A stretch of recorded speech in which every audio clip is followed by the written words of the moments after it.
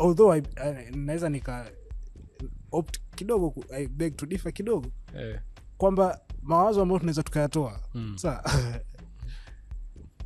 damu ya kunguni unaijua, yani mtu akiwa na damu ya kunguni ni kwamba ni aseme kizuri aseme kibaya kama watu wamemkataa roho ya kukunja kwa unaweza kukuta ni mawazo mazuri sana ambayo yanatolewa, lakini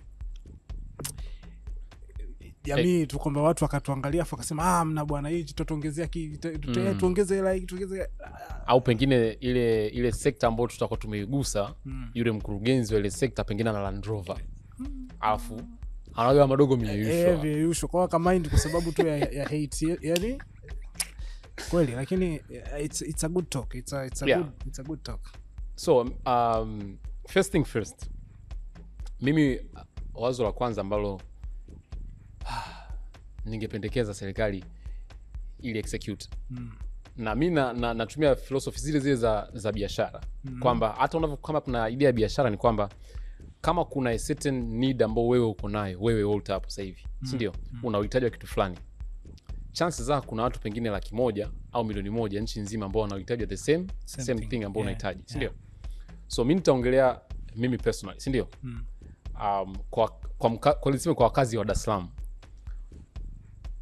nafikiri barabara za mwendokasi hatuzitumii vizuri. Ndio. Na namaanisha nini? Barabara za mwendokasi zimetengenezwa specific kwa ajili ya mabasi ya mwendokasi, si ndio?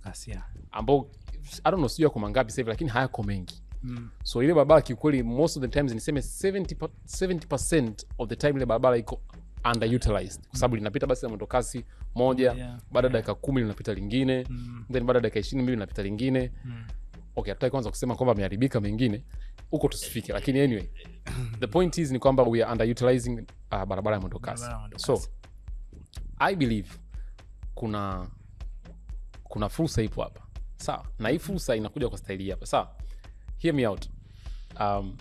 Serikali sijui kupitia shirika gani lakini serikali inaweza ikatengeneza mfumo na kama itashindwa basi hata sisi wenyewe tunaweza kuconsult tutawasaidia kutengeneza huo mfumo ambao watu binafsi ambao wataqualify kwenye hivyo vigezo watakuwa wanaweza kupita kwenye barabara ya mwendokasi. Mfano, let's assume ukaweka subscription fee ya kupita kwenye mwendokasi. Kwamba wewe una gari yako unahisi unafanya shughuli ambazo ni za muhimu sana kwamba unahitaji kufika sehemu fulani kwa haraka. Unahitaji kuwahi. Lipa $50,000 kwa mwaka. Si ndio?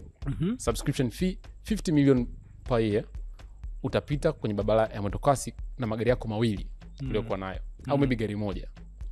Ndio. Lakini utalipa $50,000 kwa mwaka. $50,000 kwa mwaka. Sasa